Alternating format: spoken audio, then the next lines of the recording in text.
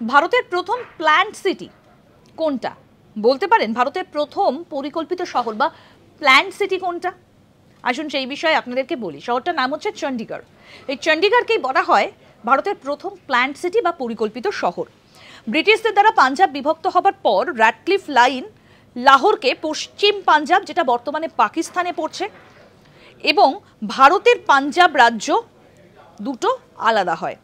ভারতের প্রথম প্রধানমন্ত্রী জওহরলাল নেহরু এমন একটা শহর চেয়েছিলেন যেটা একেবারে প্ল্যান্ড সিটি হয় এবং দেশবাসীরা যার জন্য গর্ব অনুভব করেন।